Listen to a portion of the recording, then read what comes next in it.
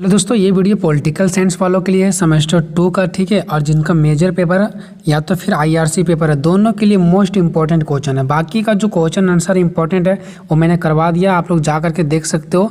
ये जो चैनल है उसके प्लेलिस्ट में। ठीक है, मैंने सारा करके मेजर का अलग और आईआरसी का अलग बना दिया। ठीक है, और अगर आप किसी दूसरी यूनिवर्सिटी का कोई स्टूडेंट अगर देख रहे हैं तो आपके लिए भी इंपॉर्टेंट है। ठीक है, अधिकार की परिभाषा दें एवं इसके विभिन्न प्रकारों का वर्णन करें। हम इसको पूरा एक का करके हम डिटेल्स जानकारी आपको देने वाले हैं, और वीडियो को आपको देखना है, समझने वाले इसमें कोई चीज़ नहीं है। चाहे आप मेरा वीडियो देखो कि या तो फिर किसी और का वीडियो देखो, समझने की कोई बात नहीं। इसमें आपको निश्चित तौर पर 100% समझ आएगा। बस इसको लिखना कैसे वो आपको देखना है यहाँ पे। ठीक है, तो देखो, अधिकार की परिभाषा दें एवं इसके विभिन्न प्रकारों का वर्णन करें। पहले हम लोग देखेंगे अधिकार का अर्थ क्या है, फिर इसका परिभाषा देखेंगे और फिर इसका प्रकार देखेंगे, जिसको हम लोग वर्गीकरण भी बोलते हैं। क्वेश्चन चाहे घुरा फिरा कर क्या किसी भी प्रकार से आपके एग्जाम में देखने को मिले, आंसर आपको सेम यही लिखना है। ठीक है, अधिकार का अर्थ क्या होता है?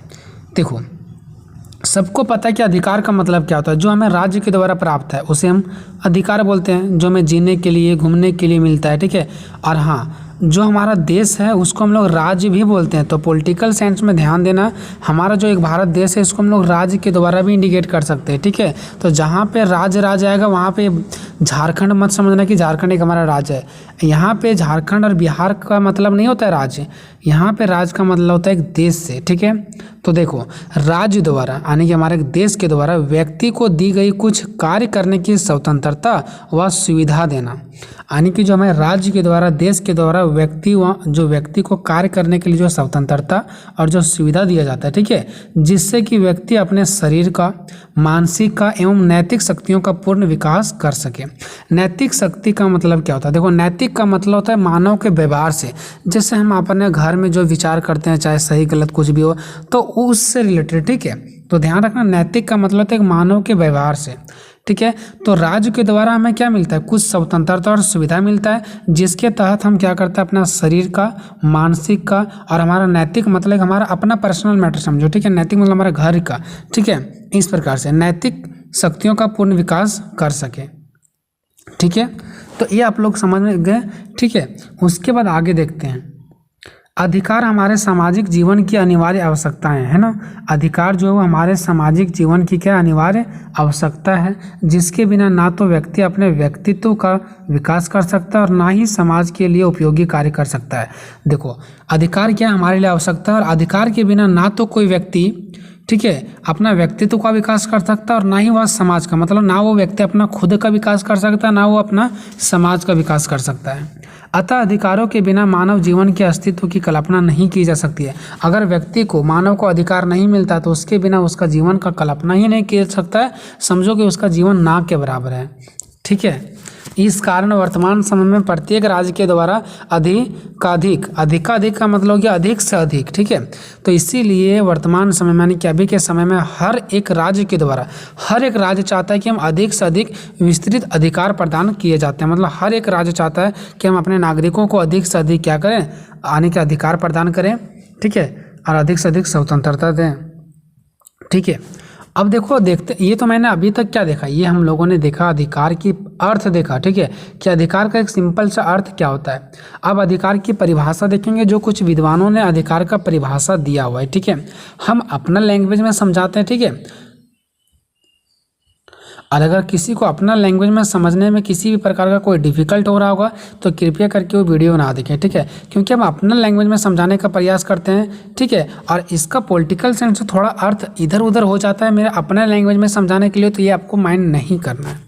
अधिकार की परिभाषा कुछ विद्वानों ने इस प्रकार दिया है। ठीक है, देखते हैं क्या क्या दिया है। तो यहाँ पे कुछ विद्वानों का मैंने नाम लिया है जो कि अधिकार की परिभाषा दिया। पहला है लॉस्की। तो देखेंगे जो लॉस्की थे वो क्या दिए हैं अधिकार के बारे में, इसने क्या बोला। तो इसने बोले थे कि एक राज्य अपने नागरिकों को जिस प्रकार के अधिकार प्रदान करता है उन्हीं के आधार पर राज्य को अच्छा या बुरा कहा जा सकता है। मतलब इसने ये कहा कि एक राज्य का मतलब होता है एक देश, अपने नागरिकों को जिस प्रकार का वो अधिकार देता है, अगर कम अधिकार देता है तो बोला जाता है कि हमारा देश गलत है, बुरा है। अगर अच्छा अधिकार दिया जाता है तो बोला जाता है हमारा देश अच्छा है। तो जिस प्रकार का राज्य नागरिकों को जैसा अधिकार देता है उसी का आधार पर अच्छा या बुरा कहा जाता है। ठीक है, वेरी सिंपल है। दूसरा लॉस्की के अनुसार, लॉस्की ने क्या कहा, इसने कहा अधिकार मानव जीवन की वे परिस्थितियां हैं जिनके बिना सामान्यतः कोई व्यक्ति अपना पूर्ण विकास नहीं कर सकता। मतलब इसने ये कहा कि अधिकार एक मानव जीवन का ऐसा परिस्थिति है ना, एक ऐसा ये तत्व है जिसके बिना मानव अपना विकास कर ही नहीं सकता है। हाँ, विकास कर सकता है बट पूर्ण विकास नहीं कर सकता। तीसरा देखते हैं। अब यहाँ पे ध्यान देना दोस्तों, यहाँ पे मैंने 2 बार लिख दिया लॉस्की और लॉस्की, तो मैं क्षमा चाहूँगा कि जो पहला वाला था ना वो तो कट कर देना इसको, ठीक है। ये हमारा परिभाषा में नहीं जाएगा, ये इसको आप लोग अर्थ में लिख सकते हो। इसमें ये जो अर्थ है ना, ये जो मैंने पॉइंट नंबर 1 दिया गोल करके, उसके नीचे आप लोग लिख सकते थे, ठीक है। बट ये जो है वो अर्थ, इसका परिभाषा मत देना, ठीक है। तो जो पहला वाला लॉस्की उसको कट कर देना, यहाँ से लिखना, ठीक है। पहला लॉस्की के अनुसार अधिकार मानव जीवन की विभिन्न परिस्थितियाँ जिनके बिना सामान्यतः कोई व्यक्ति अपना पूर्ण विकास नहीं कर सकता, पहला पॉइंट हो गया। इसको कट ही कर देना, ठीक है। पहला वाला पॉइंट जो ऊपर वाला है वो गलत है, इसलिए मैंने उसको फिर से लिखा था। दूसरा क्या, वाइल्ड के अनुसार देखो, वाइल्ड ने क्या कहा, कुछ विशेष कार्यों को करने की स्वतंत्रता की विवेकपूर्ण मांगों को अधिकार कहते हैं। मतलब इसने ये कहा कि कुछ ऐसा विशेष कार्य को करने के लिए जो हमें स्वतंत्रता होता है ना, स्वतंत्रता प्रदान किया जाता है, उस स्वतंत्रता की विवेकपूर्ण मांग, मतलब हमें जो स्वतंत्रता में कुछ कार्य होता है, उस कुछ कार्य को करने के लिए हमें एक विवेकपूर्ण मांग तरीका से जो स्वतंत्रता प्रदान किया जाता है वो हमारा क्या अधिकार कहलाते हैं, ठीक है। यानी कुछ विशेष कार्य करने के लिए जो स्वतंत्रता प्रदान की जाती है वो हमारा अधिकार है, सिंपल भाग है। नेक्स्ट तीसरा क्या है, वो सांख्य के अनुसार, वो सांख्य के अनुसार इसने क्या कहा, इसने कहा कि अधिकार वह मांग है, अधिकार वह मांग है जिसे समाज स्वीकार करता है और राज्य लागू करता है। हाँ, ये बात आपको पॉइंट ध्यान रखना, ये आपका 1 नंबर में भी पूछा जा सकता है कि जो अधिकार है ना वो क्या करता है पता है, समाज जो है ना वो स्वीकार करता है और राज्य इसे लागू करता है। मान लो अधिकार हम है तो राज्य मतलब ये देश, तो देश इसको लागू कर देता है। कोई भी अगर अधिकार नियम कानून होता है तो देश उसको लागू करता है और समाज उसे स्वीकार करता है, एक्सेप्ट करता है, लागू करता है बड़ा वाला राज्य, और उससे छोटा जो हमारा समाज है वो स्वीकार करता है। अब देखो 3 मैंने परिभाषा लिया, तीनों खत्म हो गया। अब मैंने नीचे लिखा है कि जो उपरोक्त विद्वानों का जो परिभाषाओं की विवेचना करने पर कुछ बातें स्पष्ट होती है। क्या स्पष्ट होती है कि सभी विद्वान यह मानते हैं कि अधिकार मूलतः व्यक्ति के व्यक्तित्व के विकास में सहायक है। मतलब अभी तक मैंने 3 परिभाषा देखा, 3 व्यक्ति का, 3 विद्वानों का, और ये तीनों से स्पष्ट एक ही बात हमें हो रहा है कि अधिकार इसलिए जरूरी है कि मानव का जो व्यक्तित्व का क्या हो सके, विकास हो सके, ठीक है। अब हम लोग देखते हैं अधिकार के प्रकार, बोलो चाहे अधिकार का वर्गीकरण भी दे सकता है आपको, ठीक है। तो ध्यान रखना ये दोनों एक ही है। अधिकार को 2 वर्गों में बांटा गया, ठीक है। अब देखते हैं कौन कौन सा अधिकार है। एक नैतिक अधिकार, एक कानूनी अधिकार। नैतिक अधिकार का मतलब ये जो एक हमारा समाज, एक हमारा घर तक जो हमारा सीमित रहता है, ठीक है, जो नैतिक अधिकार होता है। दूसरा था कानूनी अधिकार, कानूनी मतलब जो हमारा राज्य देता है बड़े लेवल पर, जो हमारा देश के द्वारा प्रदान किया जाता है, ठीक है। तो नैतिक अधिकार क्या है, तो वह अधिकार जिसका संबंध मनुष्य के नैतिक विकास से है। नैतिक विकास मतलब अपना एक व्यवहार से, मानव के अपना खुद के व्यवहार से है, ठीक है। तो ये नैतिक विकास से है। ये मनुष्यों को नैतिक बनाए रखने के लिए जरूरी है, और मनुष्यों को नैतिक बनाए रखने के लिए जरूरी है क्योंकि मानव जिस प्रकार का व्यवहार करता है उसको बनाने रखने के लिए क्या है, जरूरी है। ऐसा नहीं कि आज हम लोग कुछ व्यवहार कर रहे हैं, आने वाला पीढ़ी हमारे घर में कुछ और कोई किसी दूसरे प्रकार का व्यवहार करेंगे, ऐसा नहीं।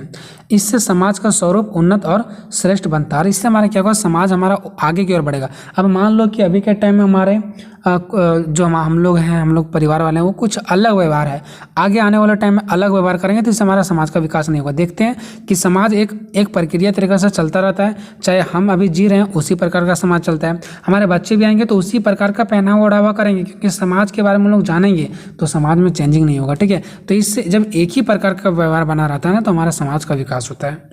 दूसरा क्या है, कानूनी अधिकार। कानूनी अधिकार का मतलब क्या होता है, जो बड़े लेवल पर होता है। जैसे फॉर एग्जांपल ये अधिकार राज्य कानूनी रूप से व्यक्तित्व को प्रदान या उपलब्ध कराया जाता है। ये अधिकार कौन कराता है, राज्य कराता है, यानी कि हमारा देश कराता है, ठीक है।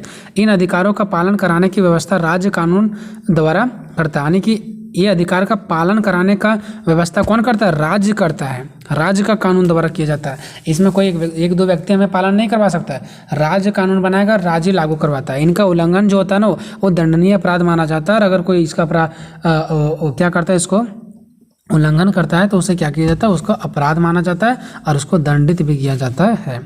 ये हो गया।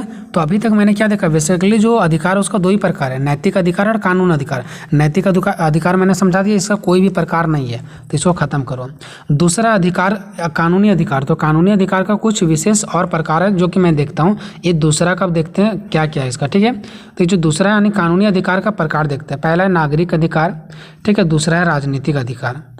ध्यान से देखना है, पहला है नागरिक अधिकार और दूसरा है राजनीतिक अधिकार। अब फिर देखेंगे नागरिक अधिकार क्या है और नागरिक अधिकार का कितने प्रकार है। फिर देखेंगे राजनीतिक अधिकार और राजनीतिक अधिकार के कितने प्रकार है। आपको इस पेज में दिख रहा होगा कि अधिकार के प्रकार, ठीक है। यहाँ से आपको समझा रहे ताकि बेटर तरीके से समझ आएगा। अधिकार के दो प्रकार है, नैतिक अधिकार और कानूनी अधिकार, ठीक है। फिर कानूनी अधिकार के आप लोग देख सकते नागरिक अधिकार है और फिर राजनीतिक अधिकार है। फिर यहाँ पे देख सकते हैं कि नागरिक अधिकार का बहुत सारे अधिकार है और फिर राजनीतिक अधिकार का बहुत सारे अधिकार है, ठीक है। तो इसी प्रकार से मैंने यहाँ पे आपको एक जगह करके दिखा रहा, यही इसी प्रकार से मैंने अधिकार को आपको समझाया, ठीक है। तो आई होप आपको बहुत ही अच्छे तरीके से आपको समझ में आ गया होगा, ठीक है। अब हम आगे आप लोगों को समझाते हैं एक करके, ठीक है। आपको स्लाइड पर दिख रहा होगा, इस प्रकार से आपको समझ में आ गया होगा, ठीक है। अब देखते हैं एक करके नागरिक अधिकार क्या है, राजनीतिक अधिकार क्या है, फिर इनके प्रकार को देखेंगे, ठीक है। नागरिक अधिकार, तो ये नागरिक को सिंपल से जो नागरिकों को मिलता है, ठीक है। जैसे फ्री घूमने का अधिकार है, उन्हें कहीं भी जाने का अधिकार है, कहीं भी पढ़ने का अधिकार है, कहीं भी वो कमा खा सकता है, ये सब चीज़ों का अधिकार है, ठीक है। नागरिक अधिकार व्यक्ति के वे अधिकार हैं, यानी नागरिक अधिकार व्यक्ति के वे अधिकार हैं जो उसे समाज से प्राप्त होता है, समाज से उसे समाज देता है, ठीक है। नागरिक अधिकार राज्य में रहने वाले सभी व्यक्तियों को प्राप्त होता है, ऐसा नहीं किसी एक को प्राप्त होता है। इसका उद्देश्य एक ही होता है कि व्यक्ति के उच्च सामाजिक जीवन को संभव बनाना। अब देखते हैं नागरिक के प्रमुख अधिकार कौन कौन से। अब यहाँ पे देखो, अब यहाँ पे मैंने बस इसका हेडिंग लिख दिया और इधर डॉट डॉट मैंने कर दिया। इस इधर आप खुद से एक्सप्लेन कर लेना है, बहुत सिंपल है, ठीक है। अगर आपका 12 नंबर में तक का क्वेश्चन आता है, ठीक है, यानी कि 12 मार्क्स तक आता है, तो आप एक्सप्लेन नहीं भी करेंगे तब भी चलेगा। अगर आपको 16 या 20 नंबर में दे देता है तो आपको एक्सप्लेन करना पड़ेगा, ठीक है। तो इस बात को ध्यान रखना, ज़्यादा लिखने से आपका टाइम भी वेस्ट होगा। तो नागरिकों के प्रमुख अधिकार कौन कौन सा। जीवन का अधिकार, हर एक व्यक्ति को चाहे वो हमारे देश से किसी भी कोने में रहे उसको जीने का अधिकार है। उसे जीवन जीने के लिए कोई भी उससे प्रताड़ित नहीं कर सकता, कोई भी अपना गुलाम नहीं बना सकता। इस प्रकार से आपको क्या करना है, एक्सप्लेन कर लेना है, ठीक है। दूसरा है समानता का अधिकार, यानी सभी व्यक्तियों को एक दूसरे क्या है, समानता का अधिकार है। किसी को कम या ज़्यादा नहीं दिया गया, सभी को एक जैसा अधिकार प्रदान किया जाना चाहिए, ये हमारा समानता का अधिकार होता है। मतलब ये समझो इसमें हम लोग मौलिक अधिकार को भी ऐड किए हैं। हमारे जो 6 मौलिक अधिकार होते हैं ना, उसको भी हम ऐड किए हैं, ठीक है। बट इधर उधर लिख दिए। आप लोग चाहोगे तो 6 मौलिक अधिकार भी इसमें लिख सकते हो, जैसे समानता का अधिकार, स्वतंत्रता का अधिकार, शिक्षा का अधिकार, संस्कृति का अधिकार, जितने भी होते हैं 6 सभी आप इसमें लिख सकते हैं सीरियल बाय भी, ठीक है। हम इधर उधर करके लिखे हैं। तीसरा है राजनीतिक समानता का अधिकार। राजनीतिक मीन्स होता है राजनीतिक में भी हमें समानता का अधिकार मिला हुआ है। ऐसा नहीं कि जो बड़े व्यक्ति है वही सिर्फ राजनीतिक में जा सकता, पार्टी में जा सकता, चुनाव लड़ सकता, नहीं। जो एक गरीब व्यक्ति है, जो अलग जाति धर्म के लोग हैं, ठीक है, वो भी क्या कर सकते हैं, राजनीतिक में जा सकते हैं, उसको समान अधिकार है, वो भी चुनाव लड़ सकते हैं। चौथा है आर्थिक समानता का अधिकार। ये बहुत पिछले बार से भी ये चलते आ रहा है, आर्थिक, ठीक है। जब आप लोग को हम पढ़ाए थे न्याय वाला, समानता वाला, उसमें भी, ठीक है। आर्थिक समानता का अधिकार का मतलब ये सभी व्यक्ति को धन के मामले में समान अधिकार है, सभी को अपना संपत्ति रखने का अधिकार। और जो हमारा सरकार की तरफ से जो हमारा राज्य के द्वारा जो धन वितरण किया जाता है, बांटा जाता है, वो सभी को एक जैसा बांटा जाता है। आर्थिक का मतलब होता है जो धन दौलत दिया जाता है, ठीक है, ये चीज़ें। 5वां हो गया सामाजिक समानता का अधिकार। सामाजिक समानता मतलब हो गया समाज में सभी व्यक्तियों को एक जैसा व्यवहार किया जाना चाहिए, किसी को भी जाति धर्म वर्ग के आधार पर किसी भी भेदभाव नहीं किया जाना चाहिए, सभी में एक जैसा समानता आना चाहिए, ठीक है, मिलना चाहिए। हमने बहुत सारा पॉइंट लिखा है, आपको जरूर नहीं कि मैंने यहाँ पर 15 पॉइंट लिखा था, 15 ही लिखोगे, ठीक है। छठा है स्वतंत्रता का अधिकार। सभी व्यक्ति को क्या है, स्वतंत्रता का अधिकार है। 7वां है व्यक्तित्व स्वतंत्रता का अधिकार, यानी कि सभी व्यक्ति को अपने तरीके से जीने का अधिकार है। उससे कोई कोई पहला व्यक्ति कोई दूसरा व्यक्ति पर जाकर के उसको अपने तरीके से जीने के लिए नहीं बोल सकता है। हर एक व्यक्ति को अपना तरीका से जीने का अधिकार है। 8वां भाषण की स्वतंत्रता का अधिकार, यानी हम चाहेंगे तो भाषण दे सकते हैं, हमें कोई भाषण देने से कोई रोक नहीं सकता है। जिससे बड़े बड़े देख सकते हैं जब पार्टी वगैरह का कहीं कुछ होता है, ठीक है, कोई प्रोग्राम होता है, तो वहाँ पे एक कोई भाषण देता है जो विपक्ष पार्टी वाला होता है, चाहे वो कोई नेता रहता है नहीं रहता, उसको भाषण देने का अधिकार है, वो दे सकता है भाषण, ठीक है। आने जाने की स्वतंत्रता का अधिकार है। संगठन बनाने का अधिकार है। संगठन मतलब जब हम लोग देखते हैं, जब हम लोग कोई आंदोलन करते हैं, ठीक है, हम लोग छात्र लोग सभी मिलकर जब हम लोग कोई एक आंदोलन करते हैं, ठीक है, तो हम लोग एक संगठन बनाते हैं, ठीक है, ग्रुप बनाते हैं, तो वो भी हमें बनाने का अधिकार है। नेक्स्ट है शिक्षा तथा संस्कृति का अधिकार, जो हमें शिक्षा प्राप्त करने का, हमारा संस्कृति का आगे बढ़ाने का अधिकार भी हमारा प्राप्त है। ठीक है, परिवार का अधिकार, हम परिवार के साथ मिलजुल के रह सकते हैं, हम अपना जो परिवार होता है उसको आगे बढ़ाने का भी अधिकार है मेरे पास। ठीक है, तो ये कोई हमें परिवार से अलग नहीं कर सकता है। नेक्स्ट है रोजगार का अधिकार, मतलब हमें कहीं भी जाकर के हम कहीं भी कमा सकते हैं, कहीं भी खा सकते हैं, हमें कोई भी अपने रोजगार के लिए कमाने के लिए कोई रोक टोक नहीं कर सकता है। तो ठीक है, तो इतना मैंने लिखा है, मैं 13 पॉइंट लिखा है, आप कोई जरूर नहीं 10 को 7 को 10 को ऐसा कुछ करके आप लोग लिख सकते हैं, जो भी आपको याद रहता है। ठीक है, आप लोग 6 तो मौलिक अधिकारी हो जाएगा, इसमें 6 आप लोग सिंपल से डायरेक्टली सीरीज बाय आप लोग क्या कर देना, डाल देना मौलिक अधिकार। ठीक है, अब देखो दूसरा राजनीतिक अधिकार। राजनीतिक अधिकार क्या है, तो देखो ये जो राजनीतिक से ही रिलेटेड रहेगा। ठीक है, तो राजनीतिक अधिकार केवल देश के निवासी को ही प्राप्त होते हैं, क्या दूसरे देश से होगा, बिल्कुल नहीं होगा, बस अपने देश को। ये अधिकार या तो देश के संविधान द्वारा हमें प्राप्त होता है, या तो शासन द्वारा समय समय पर बनाए गए। देखो ये या तो वो जो शासन यानी जो नियम कानून हमारा संविधान में बन चुका है उससे हमारा प्राप्त होता है, या तो फिर कोई शासन व्यवस्था नया नया जो नियम कानून बनता है उससे हमें प्राप्त होता है। ठीक है, अब देखते हैं राजनीति के प्रमुख अधिकार कौन कौन सा। तो मत देने का अधिकार, सबको मत देने का अधिकार है। ठीक है, चाहे वो कमजोर वर्ग के हो, चाहे अमीर हो, चाहे गरीब हो, सबको एक मत देने का अधिकार है, सबको एक ही। ठीक है, ऐसा नहीं कि गरीब को एक और अमीर को दो, ऐसा नहीं है। निर्वाचित होने का अधिकार, निर्वाचित मतलब चुनाव लड़ने का अधिकार भी है कि आप चाहें तो चुनाव में निर्वाचित हो सकते हैं, चुनाव में आप लड़ भी सकते हैं। ठीक है, तीसरा सार्वजनिक पद प्राप्त करने का अधिकार, आपको सरकारी, सार्वजनिक मतलब सरकारी पद प्राप्त करने का भी अधिकार है। ठीक है, अब हम लोग जॉब करते हैं, सरकारी जॉब, तो क्या हम लोग कंपटीशन की तैयारी करते हैं, एग्जाम लिखते हैं, पास हो जाते हैं तो हमें एक सरकारी पद मिलता है, सरकारी कुर्सी मिलता है, तो वो भी हमारा अधिकार है, और ये हम ही को नहीं सभी व्यक्ति को अधिकार है। चौथा आलोचना का अधिकार। आलोचना मीन्स होता है बुराई, कि अगर कोई पार्टी गलत करा तो उसके प्रति आप आलोचना नहीं, उसका बुराई भी कर सकते हैं, ये भी आपको अधिकार मिलता है। ठीक है, तो इस प्रकार से मेरा ये क्वेश्चन कंप्लीट हो गया, मैंने शुरू से लास्ट तक बता दिया, और मैंने आप सभी को बोला कि अगर 16 या 20 नंबर में देता तो आपको एक्सप्लेन करने की जरूरत है, अगर ये 12 नंबर वाले क्वेश्चन में दे देता तो बस आप लोग पॉइंट लिख देना, एक्सप्लेन करने की कोई जरूरत नहीं है। ठीक है, तो ये वीडियो आपको कैसा लगा, अपना राय जो है वो कमेंट बॉक्स में जरूर बताना। मिलेंगे नेक्स्ट वीडियो में, तब तक जय हिंद जय भारत।